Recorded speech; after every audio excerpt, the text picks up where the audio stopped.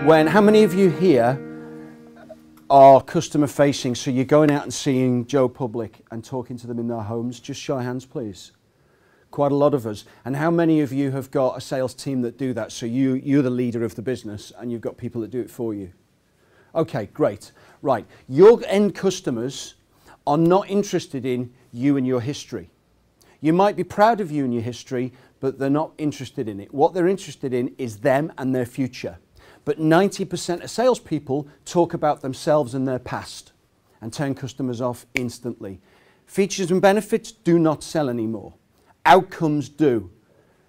Now that's where we're at. We heard earlier from Andrew how there's been a quantum leap in marketing and how we're so impatient to get to what's in it for me and how quickly can I have it.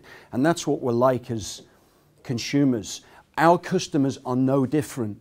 So whilst we're proud of our heritage and what we've done and talk about ourselves and talk about our products, actually what they're dying to get to quick is what's in this for me as quickly as possible. And when we're consumers, that's kind of where we're coming from, right? Does this feel true somehow? Yeah? Now, of course, I'm not suggesting for 1 second that we don't talk a little bit about our pedigree, but we kind of put that second or third. We get straight to what they want, when they want it, why they want it, what they're going to get when they get there, and how we can get them there quicker and better than anybody else so that there's a value proposition over time that makes us compelling. Does that make sense? Yeah? Okay. Now, I don't know what you want. I think I know what you want because, of course, I've had a brief for today and I've done a bit of preparation and I asked for a little bit of feedback in one of the emails and I got some.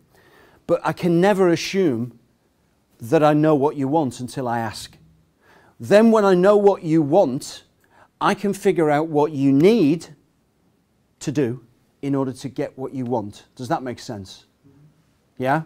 If I ask you what you need, I'm going to get all kinds. We've all got ideas on what we need as consumers. I need this, I need that. But a good salesperson who's interested in us, not themselves, who's purpose-driven, not goal-driven, so their purpose is to serve us. A good salesperson will find out what we think we need and want, and they'll prescribe exactly what's needed and wanted so that it lasts. Not just give us enough information to make a one-off sale and then we end up with this stuff that doesn't do the job it was designed for. Does that make sense?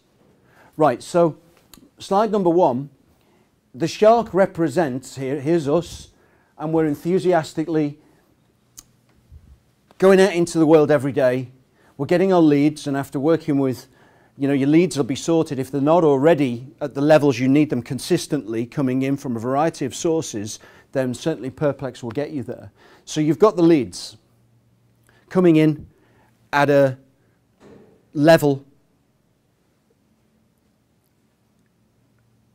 kind of behavior so that every week you've got the same number of leads coming in, or each month you've got the right number of leads coming in. What you next need is what? What do you need next? What do you want next? What do you want? You want to convert them, don't you? How do you want to convert them? What are your rules for what, your wish list, how you'd love to convert those leads? So you've got them coming in, level in behavior, regular, consistent. What are your criteria that you'd say, right, I want to convert them with these 5 results or these 3 results? What are your criteria? High profit. High profit? So high profit, high margin. Yeah, you don't want to give everything away. Absolutely. What is your other criteria, guys and gals? Quick. So you'd prefer to get some urgency, yeah? To bring this research period down a bit so that you can get it into production and then have steady production, a steady business. Yeah? Are there any other criteria? Okay. So we got 2 things. Quick, profitable. Good. The shark represents all the things that get in the way, the obstacles that get in the way. Now, typically, the obstacles that get in the way for us as salespeople or our sales teams are inner fear of rejection, of playing our biggest game, fear of price, fear of competitors' prices, fear of of being told no, fear of being told I want to think about it, fear of being told send me an email, put the proposal in an email and we'll get back to you, fear of being told we're seeing other people, we're getting other quotes, all that kind of fear, and a lot of that is unspoken. It's privately carried by the person who does the selling, and they kind of just keep it to themselves and go out there and just try really hard to sell despite it. And that fear is what the shark represents. It also represents the lack of ability to ask world-class questions that build a value proposition. Okay, am I using this? Right. A value proposition is now what people buy. They don't buy price. He's going to have a bit of an opinion when he sees his back, isn't he? They don't buy price. There's always going to be someone that does it cheaper. This guy, he's going to have to sort that out, and he's going to have to put it right. He's going to have a lot of remedial work to do to get what the picture says, right? So people will tell you, if we've not created a value proposition, okay, if we've not, and you've not got one, if you've not got one for your business, that you know inside out, you know the mechanics of it, you can explain it in 5 minutes, and your salespeople can explain. In fact, every single member of your staff, if they don't know your value proposition, then you're losing out on sales. Sharks are eating your potential. Okay, so it's no longer about just features and benefits. It's no longer about us and our company and our background and our history. It's about what's in it for them. What do they need and why? What do they want and why? What pain are they in? How quickly can you get them out of it? And over time, what are they going to get back for their investment? If we can't do that very quickly in the sales call, in the sales presentation, whether it's on the phone, face-to-face, in whatever environment, if we can't do that quickly, they will end up telling you that your price is too much. That's what they'll tell you. Is it your experience that sometimes you hear price objections? Yeah? Is it your experience that sometimes you hear think about it or maybe objections? And we kind of end up in this chasing game, which is they say put it in the post, put it on email is really the way it is now. It's not put it in the post anymore. And we kind of then get into the chase game, which we hate, and so do they, because they avoid us. Is this familiar to anybody in any way? A few people smiling and nodding. Okay, so that's the first thing I wanted to just point to. The minute a business claims to be the cheapest and builds their sales and marketing USP around this statement, somebody else will show up and do it cheaper. And why do I talk about that? Because earlier on, Andrew pointed to all the builders and all the other companies that kind of get in the way with their price-driven USP. That's how they're positioning themselves. So we have to have a value proposition that instantly takes our clients down a completely different track and gets to value and gets to purpose and gets to what they really want and need in the long term. Otherwise, they will migrate down the track of giving you at the end, Windows sort of a window, I know it's a bit better and stuff, but you know, their prices are so, that's what you'll get into. You know, and I think pretty soon, even in that market, in the lower end of the market or the cheaper end of the market, I'm just waiting for somebody to say, we are the cheapest, and then you go along after an installation and there's just cling film up. I'm just waiting for that to happen, because there's got to be a point where it just gets to fresh air, right? That's the reality. What's better, a price position or a price proposition or a value proposition? Which is better for you, as us as a consumer? Something it's a sweetie now. It tastes sweet because we apparently get something that solves a problem or gets us what we want. Is that better? Or is something that is a permanent fix that it maybe isn't cheaper now, but over time is cheaper? Over time. Which do we truly, deeply value more? Value proposition or price proposition? Well, we say we value it, but most people will go for the price proposition. They will if the value proposition is not compelling enough. Yeah, they will. And we will unless the value is really compelling. So there's a lot of nice cars outside today, and that's because there's value that's compelling in them for the drivers of those cars. Real value that's compelling. And you go back and you buy the same again and again and again. And it's the same with the brand work Andrew talked about earlier. And for instance, Apple is more expensive than its arguably more functional competitor, isn't it? Yeah? It is, arguably. Some people say it is definitely more functional, but Apple don't talk about functionality. They talk about coolness and service. And Apple's more expensive. Doesn't do as much, but it's cooler and the service is great. That's what they talk about. They make the value proposition better, more compelling. So it's a case of you asking, well, what is my value proposition? Do my clients just see a price, a product? You've got exceptional products, access to awesome lead generation and brand building. The question now is, when you get all of these leads and you have this awesome product, and by the way, I've got a killer idea as to how you can get this, the R9 range into the villages and the hamlets where you want to get them, where the retired people are, without, so this is to complement online stuff.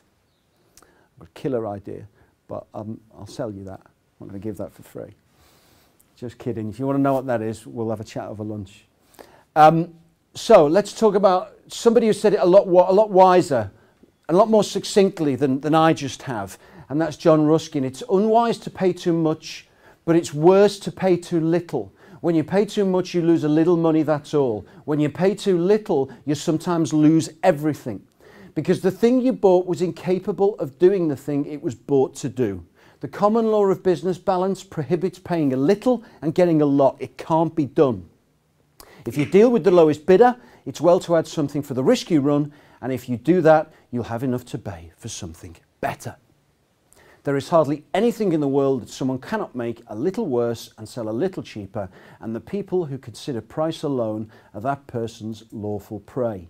We have to remember this, and we have to build our value proposition around these truths. How many of you have a value proposition that you know inside out and every member of staff in your business knows it? Just a show of hands. How many of you got it nailed so that it can be put on one piece of paper, one screen, one blog, one post on social media, one business card, on a brochure, feature everywhere, that's all about, not about you and your history, it's about them and their future? How many of us have got that? Okay, when you have, your sales conversion will fly. The minute you've got that, it will fly. First thing to do is take a little look at the competition. Now, don't get obsessed with them, and you only need to take a look and just be aware. So it's like look but don't stare. And just be aware of how you are better. So Apple, for instance, they look at it and they say, look, we're not going down the functionality route, we're going down the coolness and service route. You need to apply the same philosophy to who you perceive your competition to be.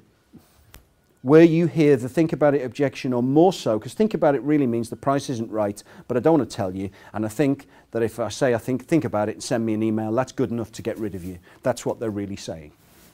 Think about it is a polite no. Think about it is you're never going to see me again, but I'm better at selling than you, so if I say think about it and put it in an email, I'll be able to get rid of you. That's what we do to salespeople, right? Anybody here do that to salespeople? Or do you actually tell them straight, thanks but no thanks? So these are the behaviors we need to kind of consider. Yeah? So have a look and differentiate yourself.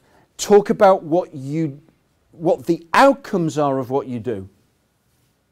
Okay, these samples are awesome, but this window sample, I would not personally spend any time talking about what all this is and does. I would point to this and say, do you know what that does? That saves you £10 a month. That there. This here, whatever it is. I'm 8 months out of practice, but I would talk about this and I'd say this, and I'd go straight to outcome. This here saves you this. This makes you safer by X. Straight to outcomes. This is what converts now. When I first started, like some of you guys and gals, ages ago, years ago, the behavior of closing and selling and all that kind of stuff, you could learn a pitch, you could learn, and it was a pitch, you could learn a script, you could learn a process that you went and did to people, and you get loads of results. It's all changed.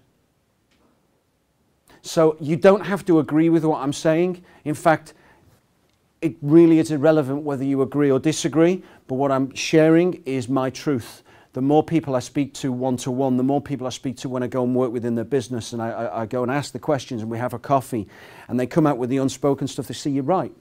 You're right, we're hearing the same stuff day in, day out. I'm fed up of it. I don't even look forward to going on the sales calls anymore because I can just rehearse this stuff, and lo and behold, it happens. And we need a quick way of getting to exactly what the customer wants, needs, why, when, how. And then we need to have a value proposition. And when it's created, that nails it. Then it's all about how to make it affordable. If you haven't got a finance package, you best get one. That's crucial. You can't live without it. Because even posh rich people love to spread the cost. They love to pay with future income instead of past income. So if you haven't got one, you need one. Especially for retired. In fact, you think, okay, well, people like me, working class folk from Liverpool, they need finance. And posh folk, rich folk, don't need finance. You won't find any cash lying about in a rich person's house. It's all invested. You need a finance package. You find more cash under the bed in a working class person's house. So you need to get a finance package quick. And don't worry about getting commission out of it. Get the rate really low so you can present it honestly and straight and with integrity and enthusiasm. Because there's your ammunition. That's how you don't tell them it costs £10,000. You tell them it costs X amount per month. But the value they're getting in return for that is A, B, C, D, E. This is the kind of stuff, really quick, all about them and straight to benefits. That's what closes. That's what completes. In fact, the word close, I try and take it out of my vocabulary. It's kind of dying hard. Because close infers the ending. Close infers something shutting. It should be opening. That is the part of the sales process where they trust us with their money. It's a beginning. It's not the end. It's the start of a relationship. And we also need to get that really into our minds and convey that value to them so that they can see that's where we're coming from. So find out how you are different and go there. So we don't talk about price, we talk about value. Now, of course, I'm going to finish with an example of this value proposition so that you can then kind of just let it percolate with you and reflect on it on the drive back. And then if any of you want any help and you want to email me or whatever and bounce some ideas off me, then I'll actually help you put it together. Okay? That's what I specialise in doing. We've all got a speciality, that's my one. Okay. Think about how much will your client gain after your product does its job. I am not interested in this. I know it's controversial. I respect the products here, totally, but I'm not interested in it. I'm not interested in it at all. I'm not interested in any of it. I'm interested in what happens after I buy it. When this is all done, what happens? What's the outcome? So we can spend so much time talking about what it is rather than what it does for me. People are not interested in me. You're not interested. You're interested in what I cause. Can I cause for your business more sales quicker? Can I help you bring down this research period and get people to say yes sooner and not in a pressured way? Can I do it in harmony with your values? Can I help you to speak to your clients so that they say, do you know what, we weren't thinking of doing this for another 4 or 5 months, but actually I'd like to do it with you sooner. How much of a deposit would you need? What would you need if we were to put and have it installed in the summer? We're going to bring it forward. Would you like that? Of course you're interested in that. You're interested in that more than you're interested in sales training. Nobody wants that. You want the outcome of it. If what you're interested in is how do I use tools like a finance package and all the other things we've seen today to help the customer to buy at an affordable level without eroding our margins. So we're not just having to give money away and discount to win business. Sometimes just to get an installation, the margin isn't big enough. It's just like another job because we just want to win it out of pride and not lose it. How do I do that to keep the margin right? Or at least to put some caps on how far I'm prepared to go. That's what a value proposition does. we've all got to start talking about what happens after you get the product. What happens after your customers have the installation. What's happened for other customers in their position afterwards. Testimonials, absolutely crucial in everything. The best person to do your pitching for you is not you, it's your clients. And video testimonials, absolutely brilliant. If you're negotiating and you're getting into discounts and negotiations and you want to credibly and properly and truthfully incentivize your clients to bring forward a decision and to give them some discount for it, if you choose to do that kind of thing, then make it real. Ask them for a video testimonial before and after. Before, the problems they've got with their current windows, how it looks, how they feel, 30 seconds. After, how they feel afterwards, the installation, how much value it's been and how glad they are, 30 seconds, 1 minute. Populate them on your site, get them on your pads and all the rest of it. Get those links, show them to clients. 1 minute, that sells. It's quick, it's emotive, it's all about outcomes, not product, detail, specification, and all the stuff that people just switch off at. Is this making any sense? Yeah? Any kind of resonation? Yeah. It's hard work before lunch. It's hard work before lunch, isn't it? What do you do if you've got a competitor who's just happier with a much lower profit margin than you, who does pretty much the same sort of thing? Loads of different ways to try and deal with that. Right now, it'd take too long for me to go into it, but I'd be happy to talk to you about how we can, like specifics, yeah, absolutely. Because these are key challenges. But if we've got our value proposition right, we'll be converting enough. So like the competitors that are currently driving us mad now because we're not getting enough, they seem so big, don't they? It's just like this is such a big issue because my pipeline isn't big enough to realize the cash, the installations, so the marketing, the sales, the operations, the installations, the cash coming in, so that I can kind of stand back and say, the conveyor belt's working. I've got the Perplex guys doing the marketing. I've got enough ammunition around sales and sales tactics that are in congruence with my values and our company's values. We've got the sales team coached. We've got these awesome products. We've got all the right accreditations and all the right behaviors from our operations guys, and now we're being paid on time, first time. You get that right, and the competitors are still there with the cheaper products and the same amount of them, but they just seem that big instead of this big. Does that make sense? You get your value proposition right, you'll convert your leads at the level you need to have your pipeline, your installations right, to get your cash right. You absolutely will do so. This is where it's at right now. You just go on LinkedIn, you go anywhere, go on any social media, go out and start talking to people, or just judge by what I'm saying now. Some of what I'm saying you'll be mentally arguing with, debating with it, and that's fine. Some of what I'm saying you'll be thinking, you know, beneath this actually there's some things that feel true. And if there's any of that, you need to kind of percolate with it and let them come through, and then get in contact with me and let's talk through how I can help you mature it so that it becomes a rock solid strategy that starts improving your conversion rate, getting people buying quicker and more profitably. So what is your product? How much will your client gain after your product does its job? I don't describe sales training, and this is what it is, and we have these courses and those courses, and we sit you in a room for 4 hours and bore you to tears with psychology. Don't talk about any of that. I say, look, after this program, more people are going to buy from you.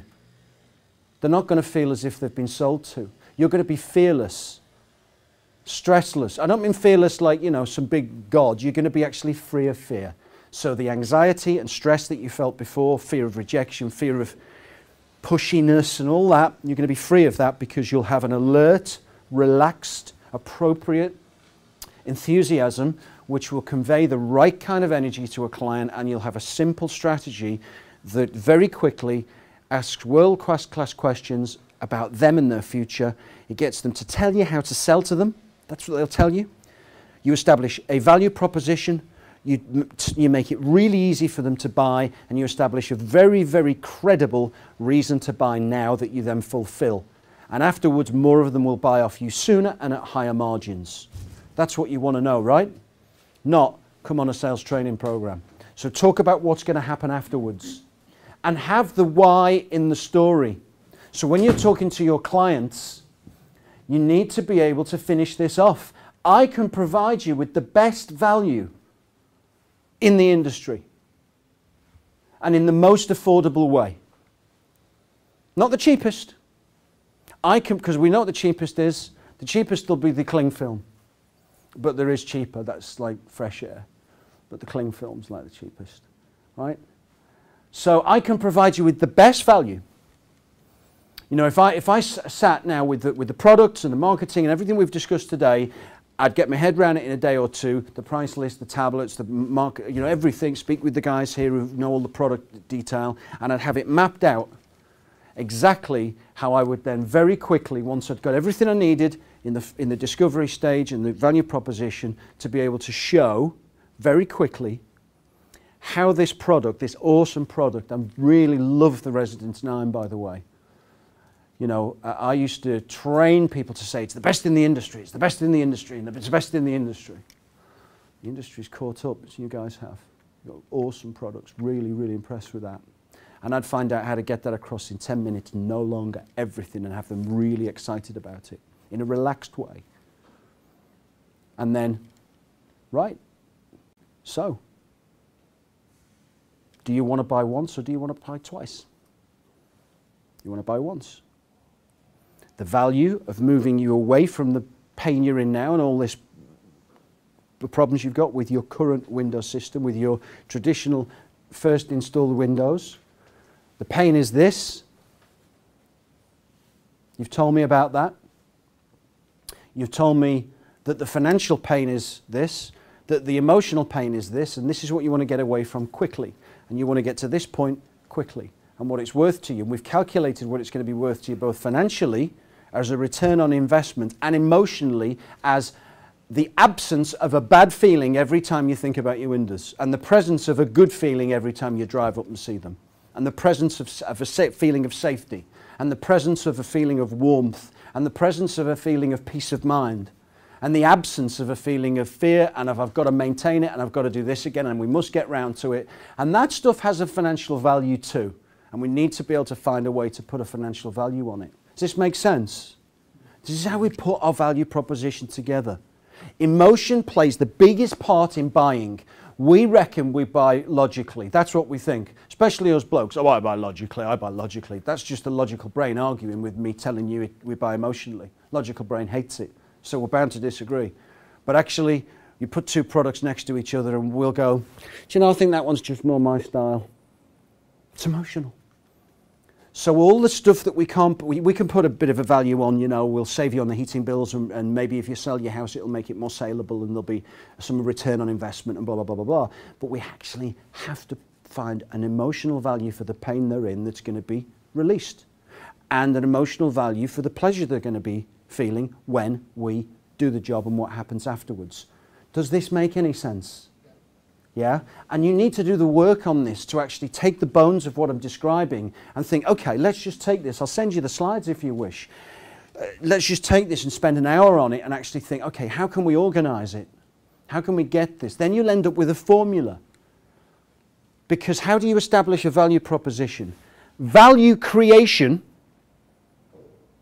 over time, less cost today, equals net value. It's just like a balance sheet, but it's for the customer. It's just like a P&L for them. So our Residence 9 window will save X amount and create X amount. You put those two values together, that's value creation, box A. Box B is what the cost is today or over time, with a low interest, competitive way of spreading the cost. And what's left at the bottom is positive value. You get that right and it's affordable. The cheap stuff that's in competition, allegedly, that's slightly better quality cling film than the norm, will disappear. That's what you've got to work on if you want to absolutely fly. So, how can I say this? We're just kind of closing now. How can I say this with accuracy and with sincerity? And I've given you kind of a model there and just some thoughts to take away. It's difficult in half an hour to kind of really nail it, but what my objective is in half an hour is kind of really get you to awaken to what your potential is if you adjust your sales mindset to, and none of this is about pressure, lack of integrity, silly discounts, promising all kinds of weird stuff and just old behaviors. It's actually about getting so customer focused and forgetting us, that we're so immersed in what's going to turn them on that they buy more quicker. They come back more regularly, and when they come back they bring their mates. Now, how am I qualified to do this? I developed this program, or I developed the beginnings of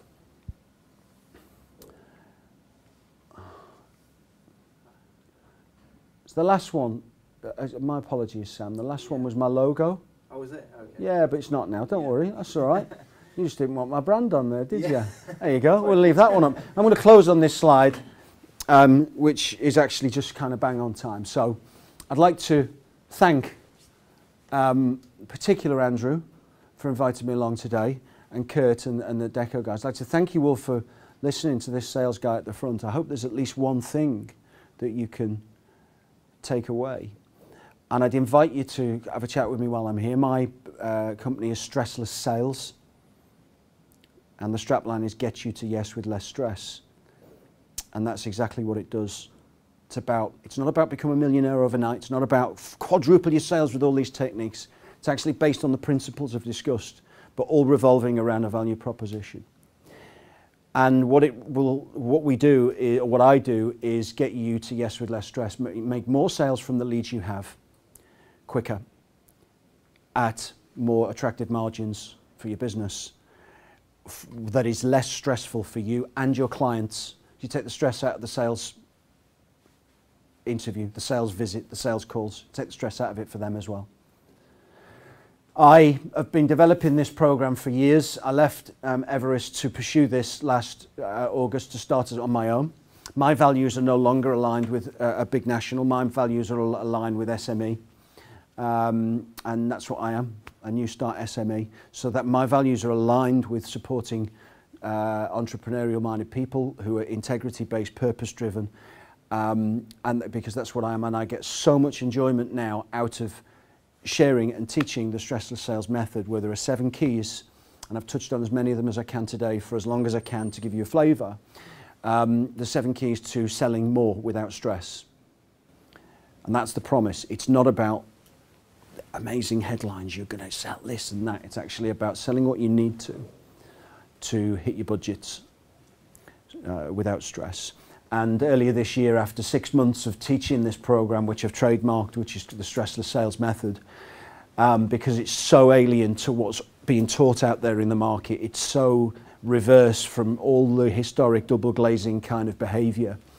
I started teaching that, and the Association of Professional Coaches, Trainers and Consultants awarded me Sales Coach of the Year for it. Now, I don't know whether that's impressive to anybody, but what it actually means is that this program is experience that I'm now using to help you grow your businesses without compromising your values, integrity, without changing who you are, just helping you actually point everything in the right direction to turn your clients on and make them buy from you quicker, more profitably, and again and again and again, so that you ultimately have a business that's profitable and you can stand back a wee bit and smell the roses of life rather than being engulfed in it. My contribution to the day is a package of coaching, which is 4 one-hour Skype coaching sessions with one of you lucky people. We get on Skype like we're having a cup of coffee together. We talk through your issues. Once a week for 4 weeks for 1 hour, we'll schedule them. And I will help you design the sales process, the value proposition, the antidotes to objections, all the things that you are finding in your business. I'll help you design them in a way that's congruent to your values and the way you talk and the way you are as a person and as a business. And that's worth £500, that coaching. So that's my contribution to the pot today. Many thanks for your attention, and I wish you every success. Thank you very much indeed. Thank you.